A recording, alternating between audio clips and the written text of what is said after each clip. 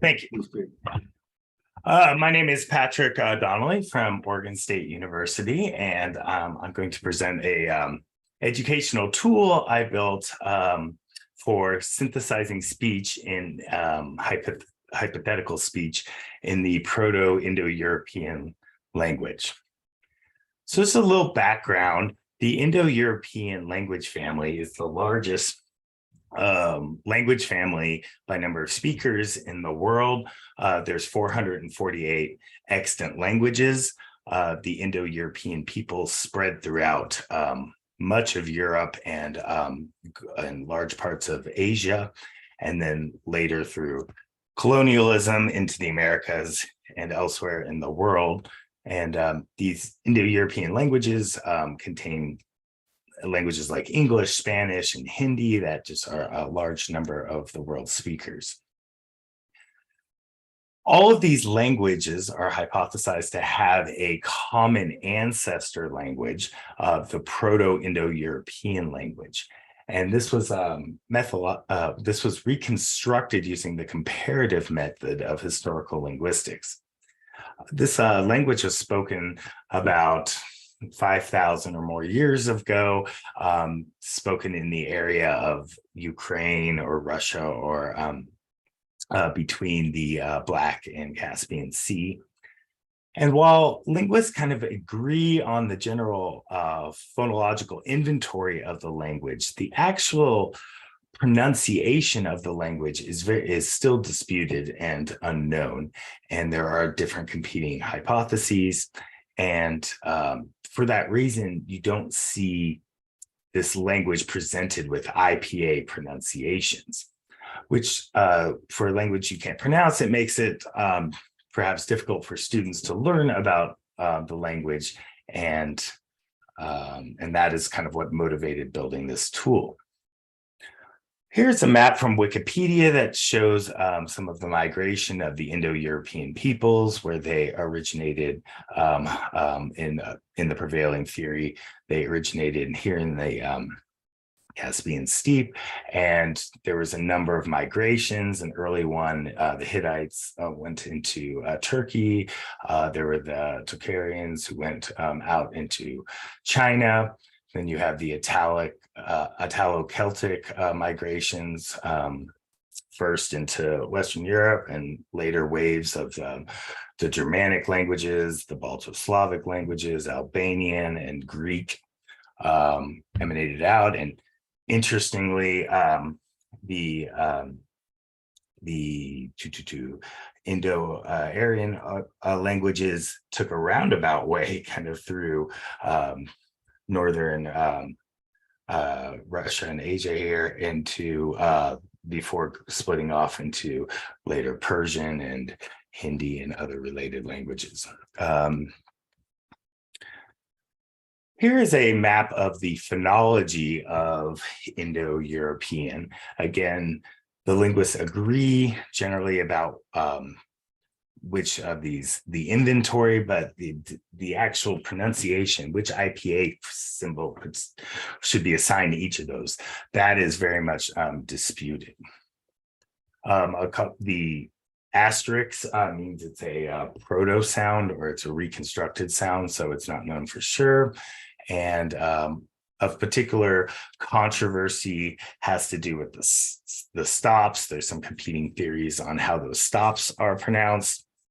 And then laryngeal theory is another area of dispute, where it's accepted that there's these three laryngeal sounds that did not survive in any daughter language, but the actual pronunciation of those three sounds is also disputed. In addition to these consonants, there were two vowels. There was E, an E sound, and O, and then with some of the laryngals, you could produce an A coloring, an A vowel coloring. Just to review a little bit background about speech synthesis. Here are three of the kind of older speech synthesis techniques. Articulation synthesis is a physical model of human articulation, where we model all the different parameters of the human vocal system. This can be computationally expensive, although pink trombone is a kind of a neat interactive recent one that works a little more in real time. Another common technique in the past is formant synthesis. This is where you push a noise source through a number of filters that are modeled or probably measured by different formants of the human voice. So this is very fast and intelligible, the speech. A common system is the eSpeak and NG next generation tool, and we make use of that system in this work here. A third approach is concatenative synthesis, which is our primary approach in this work. And that's where you take a database of pre-recorded waveforms, whether they're at the phone or phoneme level or all the way up to the word level, and you concatenate them together. This can sound, this is often very intelligent speech, but it can sound a little, I don't know, cold or robotic since it's the same kind of base words repeated over and over again. So we make use of the formant and concatenative synthesis. Kind of later, and for a decade or more, hidden Markov models showed a lot of promise for in the machine learning realm for speech synthesis, and those achieved a variety of success using HMMs. However, in more recent years, like in most things, deep learning has superseded some other techniques, and there's been a lot of development in deep learning models for speech generation and synthesis. A few notable ones such as WaveNet or Deep Voice in recent years. There's a lot of ongoing research in deep learning and speech synthesis, and a lot of focus on kind of nuanced things such as emotional, dialogic, or spontaneous speech. We can't not make use of deep learning techniques for what I'm trying to accomplish, because not only is this an under-resourced language, this is a no-resource language. You know, we have no it was never written. It's a hypothesized language. We do not have the data that you would need to train a deep learning model. In addition to this, these works, I note that a lot of the speech synthesis work is just focused on just a handful of highly resourced languages, and of the world's 7,000 plus languages, there is just a real poverty of tools for speech synthesis on existing extant languages, let alone historical or reconstructed languages like I'm working with here. All right, here's how we built this tool. We sampled languages from 100 different languages using the eSpeak NG tool. That allowed us to use a single speaker across multiple languages. In addition, there was 5 additional accents, such as using British and American English, and for a total of 105 speakers. About half of the languages were from the Indo-European language family, and we also used the ones where we could from other languages. Next, we generated speech in these languages. We used the Common Linguistic Swadesh list, which is just 207 common words across, and there have been compiled for many of the world's languages. Here's an example of the Italian Swadesh list in the middle there. So we ran those through and generated waveforms of a formant synthesizer of all these words for each language. Then we use the Pratt, the scripting language element of the Pratt tool to partition up the word into individual phonemes in that language. And we could do that quickly, ran through, and we saved all the individual phonemes one by one into a database. At that point, we're kind of divorcing them from the phonetic context of the language and are treating them as phones, kind of standalone phonetic units. So we generated 124,000 of these, and these represented 39 unique IPA or IPA plus articulation, symbol. So next, to build so once we have this database of sounds, we needed to build our concatenative synthesizer. So given a text input of some Proto-European, we need to first process it. We just normalize white space, we split into individual words, and we also map into a single common notation, since there's a couple different notations that are used. Then we want to map those phonemes from the input text into IPA so that we can look them up in our database. And what really makes our tool unique, as I'll show in the demo here, is that we have a flexible mapping where we can set the phonology right before generating the sound.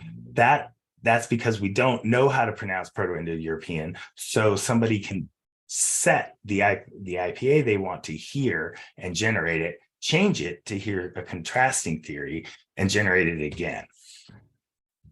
So once we have these phonemes, we then look them up in our database. We strive to look for long sequences up to 3 from the same source word. So if we have these adjacent phonetic sounds in that in context of phonemes from an original source word, we strive to grab that, and we grab up to 3, and when we can't do that, we try 2, and in failing that, we take the unigram for concatenation. We also treat the start and end of the word as a sound tokens, so that we can get phonemes specifically at the start and end of words to help the speech sound a little more natural. Lastly, we need to put it all together. We concatenate them together to build the speech. We do a few things like add randomized pauses just at the word and sentence and phrase level, so it's not the exact mathematical, quite the rhythms varies a little bit. We also provide 2 methods to hear hypothesized treatment of accent. For a stress accent, we just make it a little bit louder. And for a pitch accent, we raised it in frequency pitch slightly for a stressed accent or stress vowel. All right, before I show the demo here in a minute, there are some limitations to what we're doing. Although it's a really neat tool, it has great educational value, it is just important to remember we're basically yanking these phonemes, we're taking these phonemes out of context from source words and languages, and then we're treating them as these equivalent phonetic units.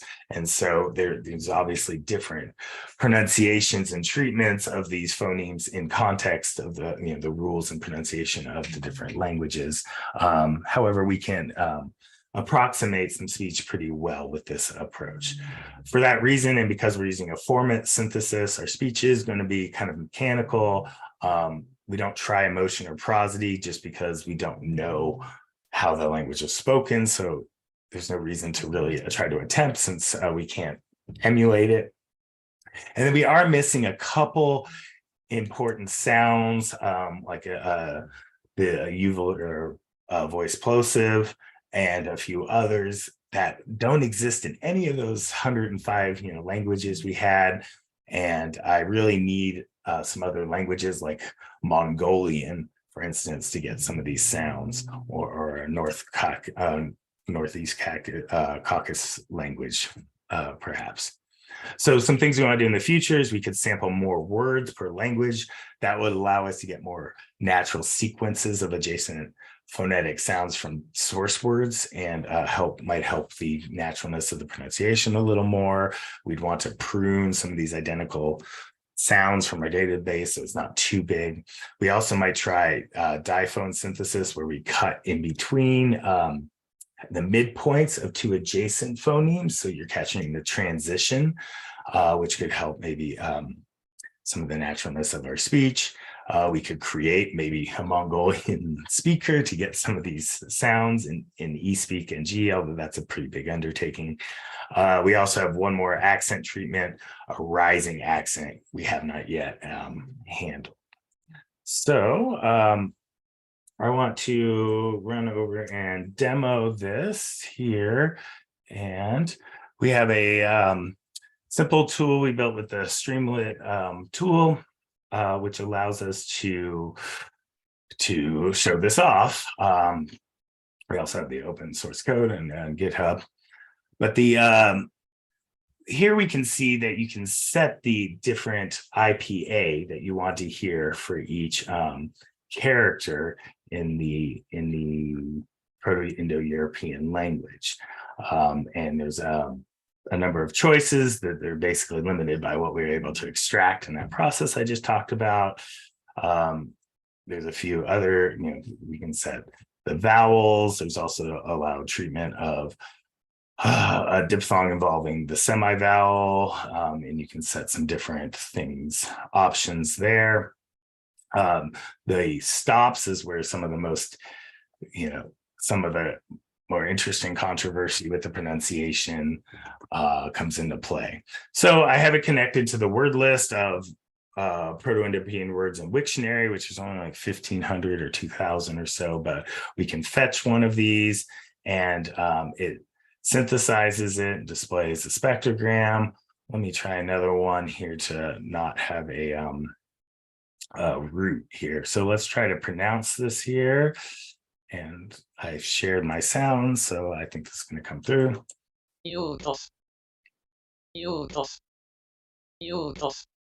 And it generates it puts this together on the fly each time. So if I respeak the same word, it's going to use different phonetic pieces. And so we'll get slightly different sound.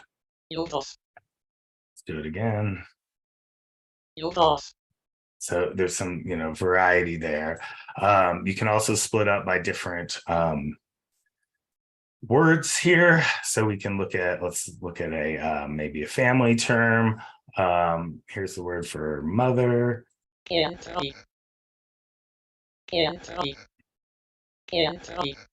So you might recognize genitor, genitore, the Italian for parents is the same root there. And here's the neat part. So this laryngal, there's two laryngals in here. So let's go to laryngals, and H1 is an H in IPA here, but let's change it to, I don't know, Beek's model or something. Let's change H2 to something else. These are not necessarily prevailing theories here. I'm just trying to show this off here. And then if we re-speak that word, we notice it has generated it based on the IPA that has changed, and we speak again. So very different pronunciation because I picked some very different things. But that kind of shows that off there, and and I'm finished. Am I time? All right. Yeah. We took 2 minutes from you, but you managed to. You did take a few minutes from me. Okay, perfect. Well, that is it. I'm done. This basically has applications for the study of the language, and it can be readily extensible to potentially other reconstructed historical or potentially under-resourced languages. So thank you very much.